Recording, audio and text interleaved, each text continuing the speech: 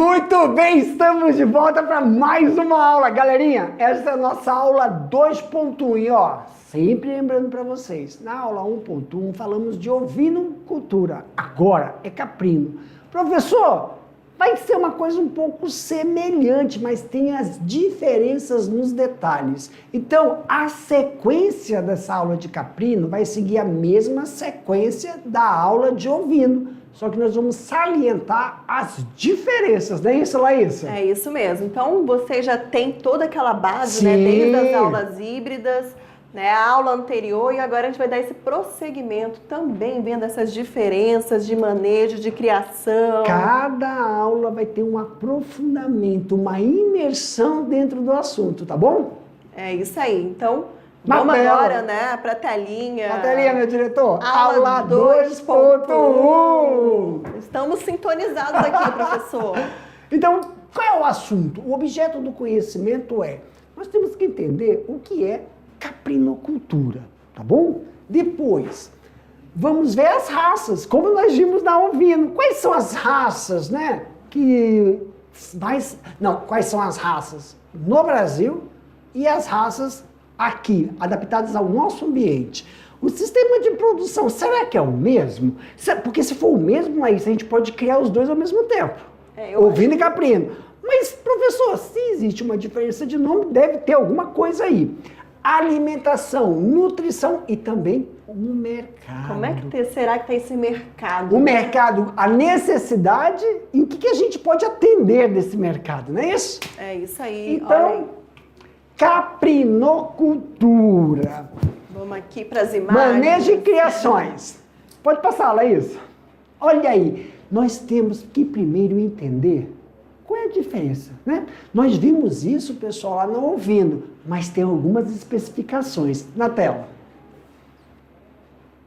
Pode passar, Laís. Vou passar, gente, porque deu um probleminha aqui. Não tem Não. Vai lá. Mais um. Vamos lá. Então nós, pessoal, temos uma família. Igual na ovino, só que na ovino tem uma diferença. Aqui nós estamos falando da matriz. Quem é a matriz? A fêmea. E quem é o reprodutor? O macho. Então, na caprinocultura, a matriz é cabra. O reprodutor é o bode, que é diferente da ovino. E a união desses dois é o cabrito. E o cabrito não tem a diferenciação? Não. Ele é o único que não vai ter essa diferenciação, tá bom? Então, nós temos aí a diferença dentro da criação de cabras. Cabra é a matriz, cabrito é a união e bode é quem, professor? É o reprodutor. Então, quem é morto, professor? O cabrito. O cabrito é morto, tá bom? Claro, lá na fase a gente vai ver qual a idade de abate dele. Na tela. Sim. Prosseguindo aqui, vamos lá. Isso, são caprinos, né? A gente chama. Vai lá. Então, olha só, o que é caprinocultura? Tu viu? Lá na ovino tem dois nomes. Ovinó ou ovini. Aqui não, aqui é caprinocultura. Só o nome. Só o nome. Nós temos um ramo, né, da zootecnia que vai tratar o estudo e criação das cabras. E também como as ovelhas são herbívoros, já conhecida sua atividade de 7.000 anos. Eles vêm daquela origem que ficava nas montanhas. Tá? São animais facilmente adaptáveis a diferentes sistemas de produção. Isso é uma diferença que... Como assim, professor Jefferson? Ele é adaptável, ele pode se adaptar tanto no processo de intensivo, extensivo ou solto, tá bom? Semi. Isso. Então, professor, como é que é esse sistema aí? A cabra foi o primeiro animal a produzir alimentos, tá bom? Em relação à ovelha. Servindo também para a produção de pele e esterco. Então, a priori, a única diferença que eles têm da ovelha é por causa da pelagem. Não tem a lã. Então, ó, o produto aí, né? Só fazendo esse comparativo, né, o produto aí é leite e carne. Leite, carne quando a gente fala e de a pele. Leite, carne e pele. Isso. Tá bom? Agora, o esterco é o insumo. É um insumo. É isso mesmo. Então, não, só volta um pouquinho. Eu entendi que deu um negócio. Em relação a alimento... A produção de alimentos. É leite e carne.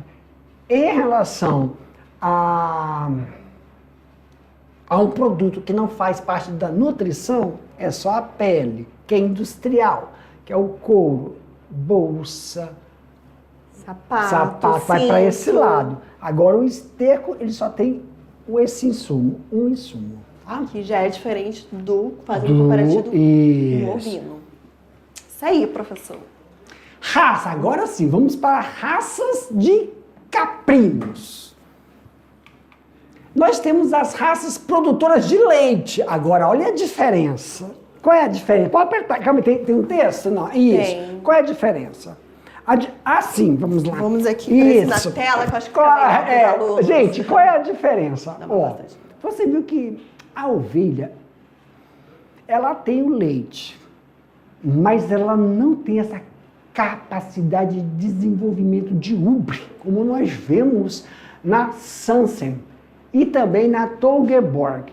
Então, nós vamos ver aqui todas as cabras, elas têm um desenvolvimento da glândula mamária, do úbere, são bem desenvolvidos. O que significa, professor? Que podemos fazer um sistema de ordenha. Olha os detalhes. Na ovinocultura, o sistema de ordenha é manual. É manual. Por quê? Porque não tem vazão que compensa a aquisição do instrumento, a ordenhadeira. Então, o potencial de produção de leite de cabras é bem maior. Mesmo assim, é um valor elevado ao mercado, tá bom? Mas nós temos a opção dessas duas. Pode passar, Laísa. Também temos aí, ó, produtora de leite.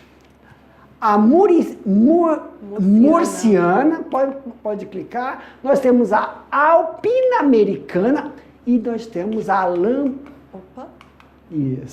a La Mancha americana.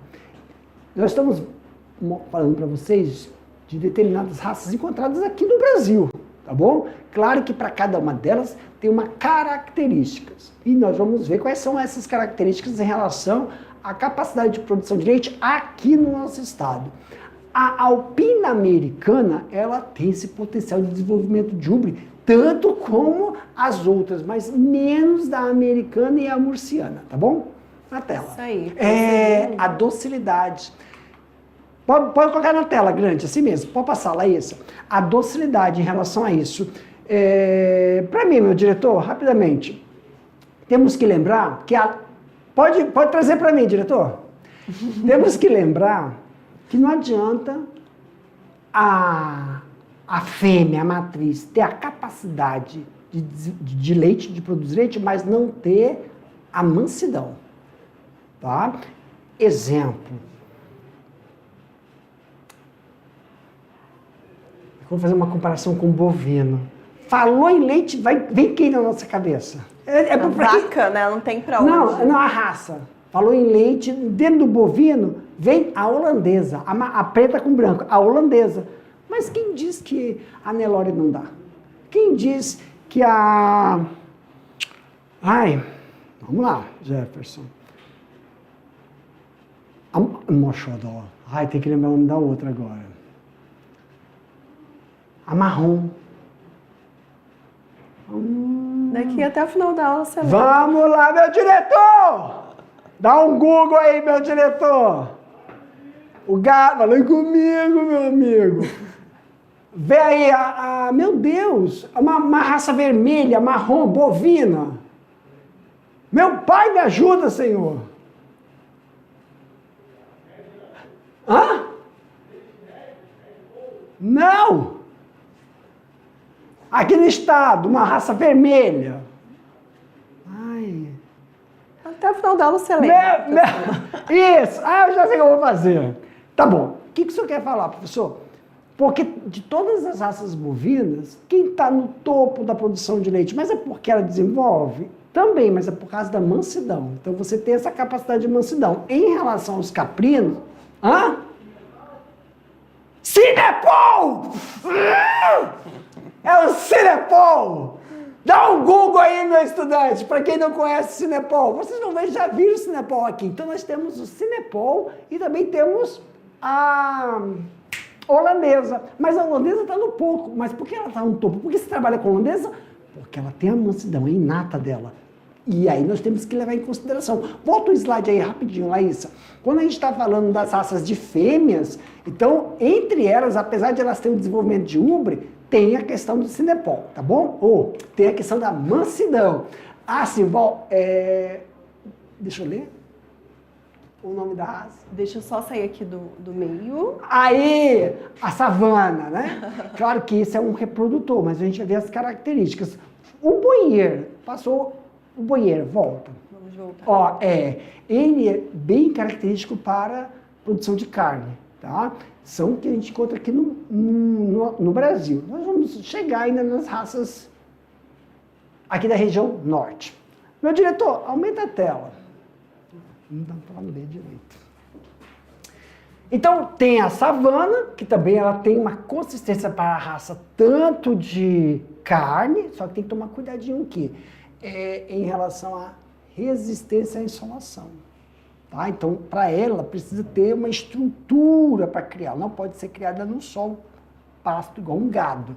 E também, maior resistência a parasita. Aí tu me fala, professor, vantagem de um animal desse? É porque você cruza. O que eu quero desse animal? Eu quero maior resistência à insolação, maior resistência a parasitas. Eu cruzo com quem não tem. Mas aí, o macho.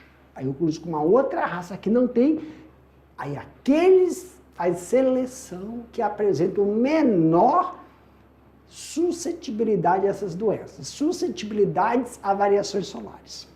Aí vai ser um melhor custo-benefício para o produtor. Isso. Então a gente já não vê se não é questão de carne, não é questão de leite. É questão de rusticidade, sanidade animal e se ele se adapta a altas temperaturas, que eu estou colocando... Por exemplo, eu tenho um animal leiteiro, Laísa, produz muito leite, só que não é tão susceptível, ele é muito susceptível à insolação, ele não consegue pastar. Aí eu cruzo para adquirir isso, entendeu? Isso mesmo. Ah, Anglo-Nubiana. Anglo-Nubiana produz tanto leite como carne. Extremamente rústico, quer dizer, não é tão susceptível às doenças. E vermes é o que mais ataca os caprinos. Alta habilidade materna. Olha, então a raça que produz muito leite, mas não tem alta habilidade materna, eu capto daqui. Tudo bem?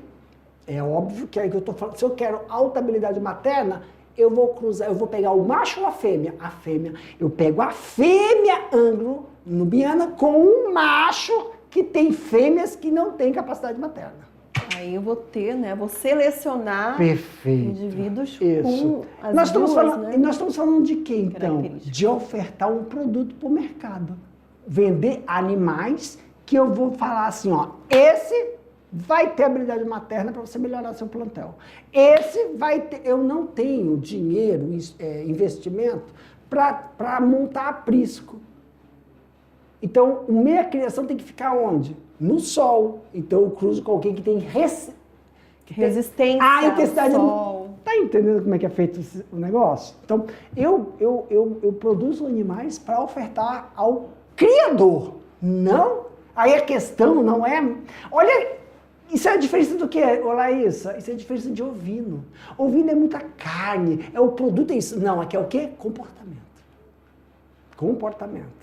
Então, o comportamento do animal, você gera um rebanho de qualidade para o criador, aí o criador, com o zootecnista, melhora a nutrição para o mercado. Bem interessante, né, pessoal? Não é legal? É legal. Tá querendo, né?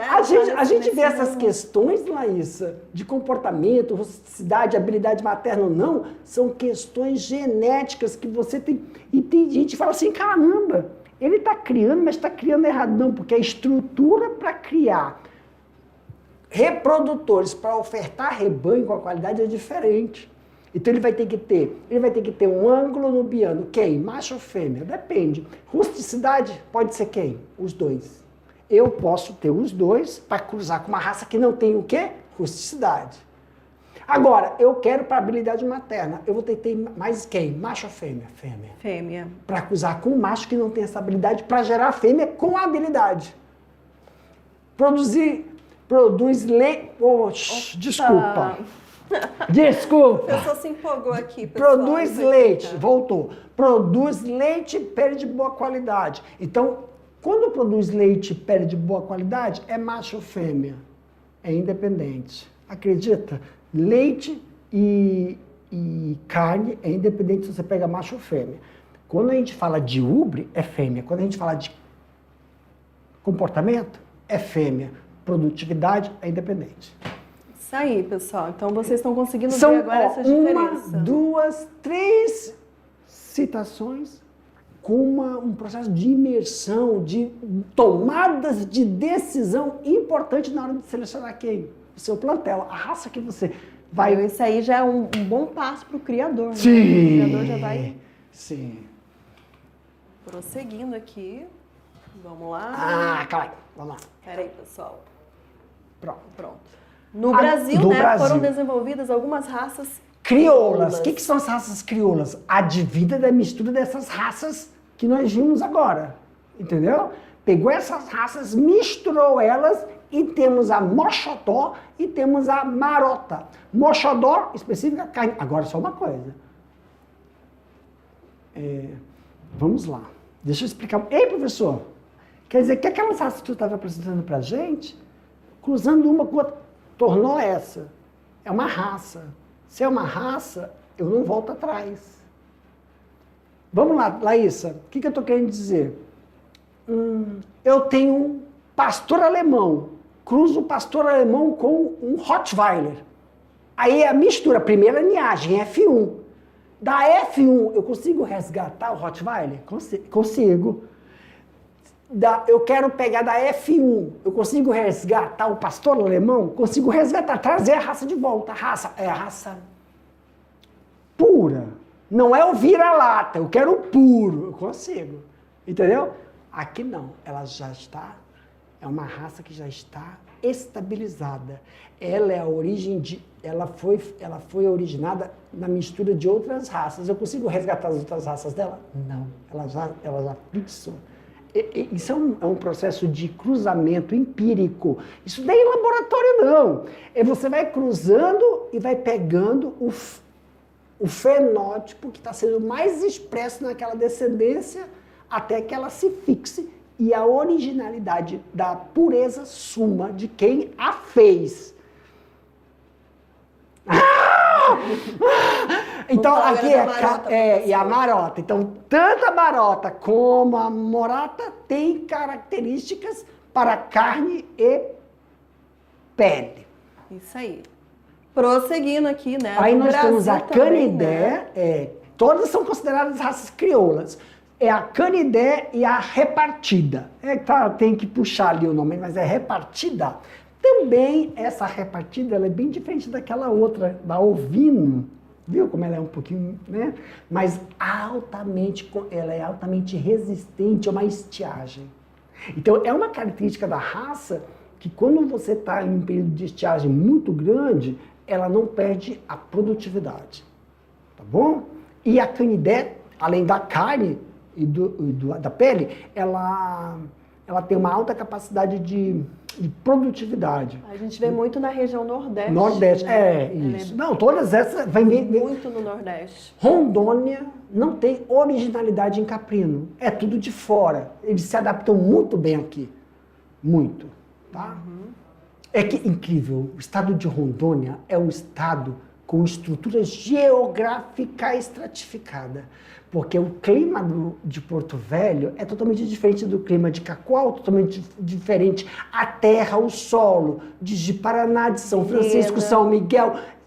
Então nós temos uma geoecológico, um clima heterogêneo que pode receber animais com necessidades totalmente diferentes e distintas. Aqui, mano. Tudo que você cria, tudo que você planta, dá. Vai pra frente, né? Vai, não tem algodão? Esses jovens que estão nos ouvindo agora, iam imaginar que plantar algodão aqui no norte? Tem algodão. Tomate, é uma solanácea. Planta-se tomate aqui. Na minha época, que a BR-364 ainda não era asfaltada, nem se imaginava. Piscicultura. Vamos, que senão eu vou ficar vagando. Isso é muito velho. Vai. A mambria. Ó, pele e carne.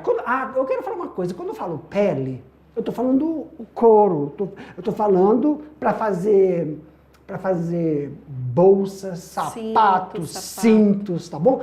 Claro que na nossa região, né, não tem curtume. Não se tem uma estrutura de curtume, né? Mas aí tem que fazer o levantamento, que para caprino aqui é mais carne. E os poucos criadores de caprino que nós temos, eu sei que a carne toda é consumida internamente por regionalização ou é tudo mandado para o Mato Grosso. Mato Grosso. Isso aí. Aí nós temos a Angorá, tá? Produz uma excelente qualidade para tosquiada, você pega, tudo isso vai para a indústria. Então, ela é quase uma lanada, ela é uma mistura de deslanada com lanada. É uma lanada mais fibrosa. Ela não é tão macia como a lã da ovelha, mas é um pouco mais fibrosa, tá? Mas vai para a indústria que está no Elastec. Isso. Olha aí, pessoal. Em termos, no Brasil, né, nós temos aí especial ativação de algumas raças nativas. A Canidé, a Moxodó. A repartida também. Pode ir para frente. Já a Canidé é repartida, nacional. Isso. Nacional é só para enfatizar. Feita aqui no Brasil, mas vindo de fora. Tá? Não se pega mais, não se volta. É uma raça. Sistemas de produção. Então, quando a gente fala de sistema de produção, é aquele negócio. Como vou aproveitar a morfofisiologia desse animal, adaptar para o meu plantel?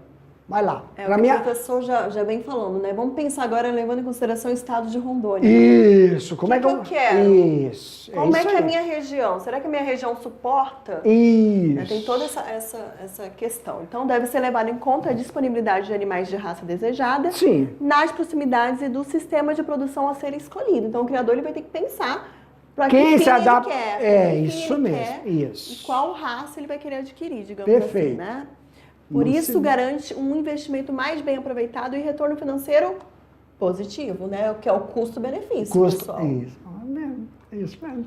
Então, nós temos aí, para a produção de carne de alta qualidade, deve-se atender à alimentação desses animais. Quer dizer, o potencial genético, caprino, ele tem um potencial genético. Mas para ele expressar esse potencial genético, ele só faz isso com uma coisa, alimentação. E qual é o negócio? O sistema de criação, pessoal, quando você fala de sistema de criação e manter o produto, é a nutrição. Só que a gente vê aí que a maioria das nutrições é feita com o quê? Ração. Então, mas para esses animais não pode ser assim, não é só ração. A ração, ela é ofertada para esse animal meses antes do abate. Ou intercalado. Mas qual é o maior volume? É pastagem, tá bom? Esse é o maior volume. Então, por isso, né, tem que ter esse controle e manejo das pastagens para que possam ser utilizadas da melhor forma possível. Aí que tá, por exemplo, quer ver? Passa aí. Quando a gente fala que os três vão classificar se é extensivo, intensivo ou semi-intensivo. Quando a gente fala que é extensivo, tu passa aí. Deixa eu ver, calma aí. Tá aí, ó. Calma aí, deixa eu ver, eu quero mostrar uma imagem. Não vai ter. Não vai ter. Então, volta. Aí, aqui. Vamos ver a diferença desses três assim, sistemas. É assim, ó. Pasto. Pasto é o quê, professor Jefferson? Você vai deixar... Tá amarelo. Aqui, ó, eu tenho a minha área, vamos supor, é uma área de pastagem. E eu tenho que fazer o quê? É onde esses animais estão. Tudo bem?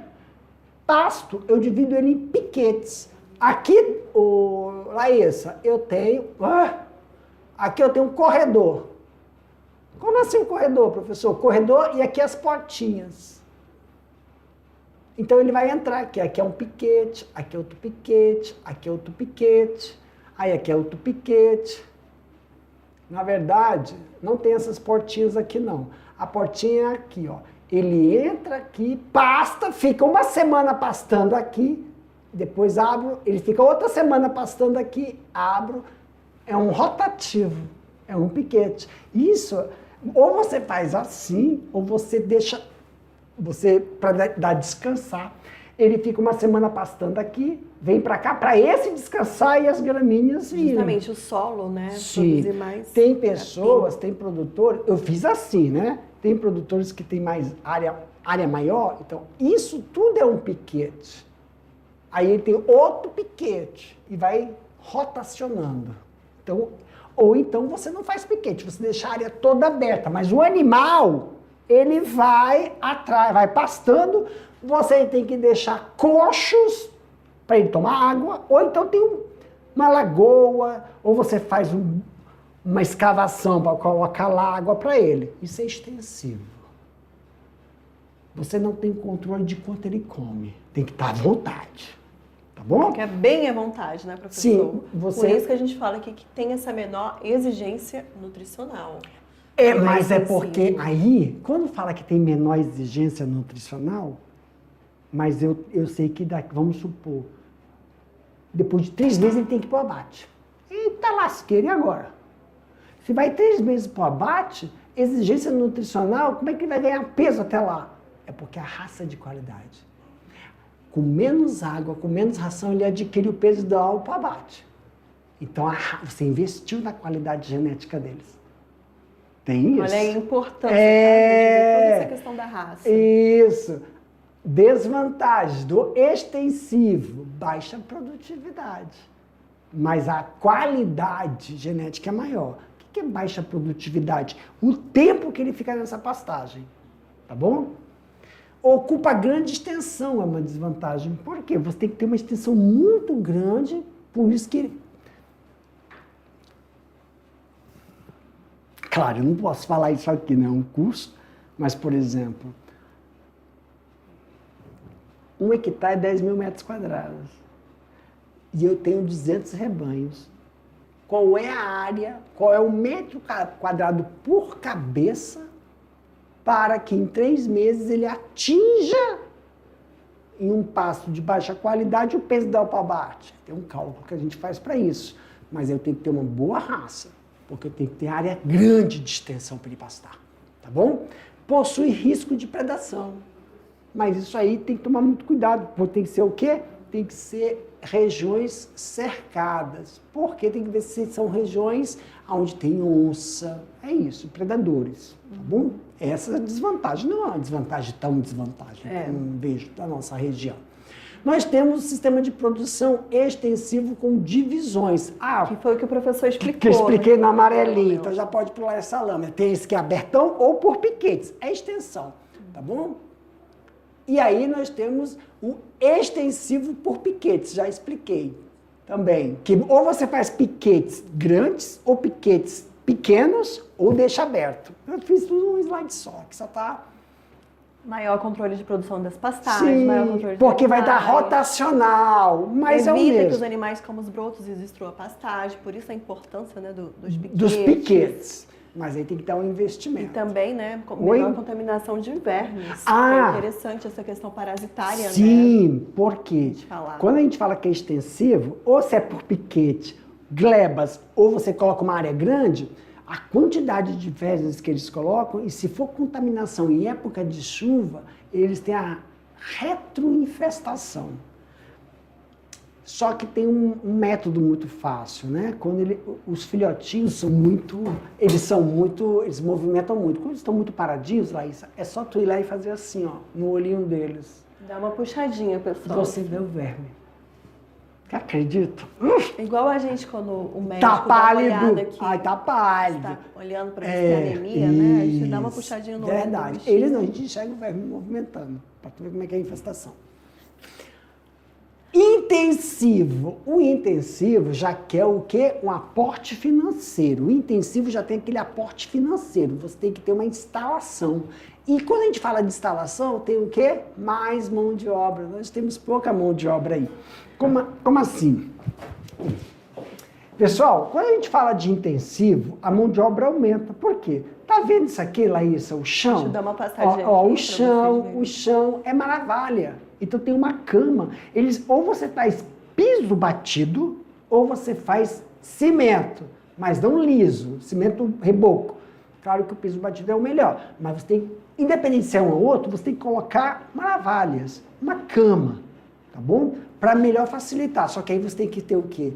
Vai ter um período de retirar essa cama, vai ter um período de você remover essa cama. Então, muito mais mão de obra. Outra. Quem é que vai trazer esse feno para os animais? Quem é que vai picar? Porque lá no pasto, ele está indo pastar, você não tem controle. Só que tem uma coisa. Aqui, você controla a quantidade que ele está comendo, a qualidade, o menor tempo que ele fica na engorda. Sistema intensivo é sistema de engorda.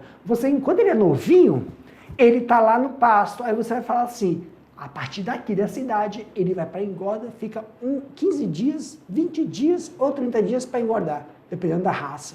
E ele, em menor tempo, ele ganha peso, vai para abate e troca o lote. Tem mão de obra? Tem, mas o fluxo é maior, o controle é maior, menor risco de tem que olhar para cá, né? Menor risco de desenvolver doença e se aparecer alguma infestação, alguma doença, eles estão todos agrupados. Então, melhor como é que eu falo? Melhor que eu paro para pensar. Então, se eu vejo que tem uma doença, ou uma diarreia, ou algo, eles estão tudo agrupados, então tem uma interferência medicamentosa mais rápida, uma eficiência para que a contaminação não se espalhe no plantel. Tem qualidade de produção aí, não é isso? Isso aí. Na tela, meu diretor. Não, pode passar. É o que está escrito. Parei de ler, mas aí vamos lá. As principais vantagens, né? Que o professor já falou aqui um pouquinho dessas vantagens. Maior produtividade, a área, não preciso de uma área grande, mas eu tenho que ter tecnologia, vacinação, eu tenho que ter pessoas especializadas, tecnologia, pessoas especializadas que sabem o comportamento do animal. O extensivo, o animal, ele cria lá no pasto. Ele é solto, né? Ali não, já tem a sincronização do parto. A gente coloca um estimulante, elas vão entrar no cio juntas, elas vão parir naquela semana. Então eu sei que naquela semana, das 10 matrizes, 6, 7 vão começar a parir até o final da semana. Então pessoas vão estar lá para receber os filhotes. Então tem um melhor acompanhamento. Acompanhamento, menor processo de infecção, melhor qualidade de aproveitar o colostro, se a gente estiver falando de produção leiteira. Melhor acompanhamento dos animais, possibilitando menor propriedade de doenças. Falamos sobre isso, né? Aí tem... calma aí, isso aqui está no livro, eu não concordo muito, mas vamos lá. Desvantagem. Esse do semi-intensivo, né? Que fica preso. E às vezes você... É assim, por que chama de semi? Porque quando ele é novinho, ele está no pasto. Quando ele começa a ficar jovem para adulto, intensivo, para matar, porque a carne está mais macia, entendeu? Fica pouco tempo. Alto custo com alimentação. Isso é desvantagem? Tá no livro, eu não posso falar. Vem cá, eu vou mostrar minha cara. Vem cá, meu diretor. Isso aqui é desvantagem? Tá no livro. Eu penso que não, alto custo de alimentação não, é óbvio. Eu vou dar feno, eu vou dar ração. É um custo? Ele está lá no pasto, ele come. Só que ali eu estou dando a quantidade certa para aquela necessidade e não vai ter... Controle maior, né? E não vai ter gasto, não vai sair, né? Ele vai comer tudo aquilo ali. E eu sei, eu faço o controle dos animais, quantas cabeças e a necessidade que ele tem. Então, claro que eu tenho um investimento, porque alguém tem que colher aquele volumoso, alguém tem que transformar ele em feno, ou eu compro feno. Tem pessoas que vendem feno, vendem pasto, entendeu? Ou então produz a própria ração. Então, é alto investimento? Mas é a qualidade no final. Maior demanda de mão de obra. Mas a gente tem que ver, eu não vejo demanda de mão de obra. Eu vejo geração de emprego. Eu tenho uma visão um pouco... É geração de emprego e também fazer, né? Onde você está crescendo dos seus caprinos, a região, você não é captura, mas você pega aqueles jovens, dá uma formação técnica especializada para eles. É geração de emprego, veja. Geração de renda, né, professor? É emprego, geração de renda, faz a economia girar naquela cidade. Eu não vejo como... Na tela, meu diretor! Isso aí, vamos prosseguir aí. Mas está no livro falando que é, né? E esse sistema também, sistema semi-intensivo tem que ver o quê? Sistema semi-intensivo é o quê? Como é que eles ficam presos um dia, né? E depois eles têm que ficar soltos. São soltos, né? Então, 9 horas da manhã, tá bom? Por quê? Tem que tomar cuidado para contaminação de larvas. Após as 9 horas, se tiver larvas no pasto, elas vão entrar na terra. Olha aí, é igual. Ai, essas coisas, se a gente pudesse fazer essas práticas, Laísa, é igual o cachorro.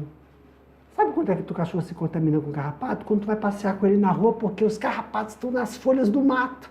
E o cachorro passa, eles pulam. É assim. E depois caem na sua terra da sua casa para ovo pôr. E depois sobem para se alimentar. É assim que acontece às vezes. Só que as vermes vão para onde depois disso? Para a terra. E aí eles podem pastar. Então, uma forma, quando você sabe que a terra está contaminada, você está sem dinheirinho para fazer um processo de desinfecção, você faz essa manobra, esse manejo, só depois das 9. Depois, claro, tem que fazer um tratamento dessa terra. Entendeu? Mas é uma forma de você evitar. Vantagens. Do sêmen. Melhor índice de produtividade. Eu só vejo vantagens. Controle zootécnico, que é sanitário, contaminação. Diminui a contaminação por vermes e possui menor risco de predação. Claro, eles estão presos. Isso aí é uma vantagem mesmo. Tá bom? Caprinos. Manejo alimentar. Professor, mas a gente não estava falando de manejo alimentar? Não, nós estamos falando de técnicas dentro de determinados manejos para evitar a contaminação, para evitar doença. Mas qual o manejo alimentar necessário para eles? Grandes áreas para eles que eles podem se comer. Mas o que eles comem, professor? A mão de obra, você está solto por piquetes ou você vai realizar picar, triturar e disponibilizar para eles no coxo? Por que que tem mão de obra? Porque além de dar o volumoso, Laísa, esse coxo tem que ser limpo. Por que o coxo tem que ser limpo, Laísa? Na nossa região, época de chuva é úmida. Esse material volumoso verde, ele pode fazer o quê? Quando vem o sol. Laísa, a gente saiu hoje de casa, estava nublado. Capaz de a gente sair daqui, tá o sol para cada um. E aí fermenta. A fermentação pode dar um problema gastrointestinal no animal. Mão de obra para limpar. Tem isso. Tá? E aí, professor, o que a gente pode dar para esses animais? Nós podemos dar a pastagem. Pastagem são capins altamente nutritivos que lá ele vai comer. Ou capineiras, feno, silagem que você vai fazer. Silagem, capim-elefante, capim-elefante, cana e milho, que ainda não soltou a espiga. Você tritura esses três em diferentes proporções. É um excelente processo de silagem. Outras gramíneas, feijão de porco, soja e mucuna. Tritura e dá para eles. Então, ou grãos em farelo também. Então, que a gente pode ofertar para eles, tá bom? E aí nós temos que não esquecer dos minerais, ferro, cobre e cobalto. É igual boi, Laísa. O boi a gente joga o sal pro bicho mineral, né? Olha, diferença de ovino. Caprino não tem isso. Ovino não tem. Olha a diferença do caprino com cuidado da alimentação. O caprino, ele é um pouco mais exigente que o ovino na alimentação, tá bom? Criação mínima. O que é criação mínima, professor? É a área da propriedade. O mochotó, ele é mais rústico, então você não tem muito espaço, mesmo assim, ele continua com a produtividade, tá bom? É igual peixe. A gente tem um tanque de peixe, tem que ter uma área quadrada para peixe, para ele poder crescer. Quanto mais peixe naquele ambiente, ele não se desenvolve. tá? O mochotó, para quem não tem, é um excelente. E para a gente estar começando a finalizar aqui, mercado. Caprino tem um baixo teor de gordura, né? É uma carne excelente, sabor e suculenta. Apesar de ela não ter tanta gordura, ela é suculenta. Nós só temos que verificar o negócio da palatabilidade com pichu. Isso é um manejo que é feito na carne lá, tá? Também nós temos aí grande vantagem em relação o que se define como light, né? A gordura do caprino tem aquele negócio, me ajuda, dupla e simples. Então, quando é simples, é saturada. Quando é dupla, é insaturada. Então, a gordura insaturada é muito boa, melhor do que a simples, tá bom? É isso. Então, ela é melhor para a saúde. Leite da cabra, né, é o terceiro maior consumo no mundo em relação à vaca e à búfala. Só que, em relação ao leite, requer mais do que os derivados. E a gente também usa a tripa dela, como usamos da ovelha para fazer os embutidos. Também tem os insumos, né, que são os cocôzinhos. Ou você vai deixar no campo, só que isso aí tem que tomar cuidado, porque a infestação por vermes é maior do que no ovino. Tá? E ou então você utiliza para a produção de esterco. Vamos!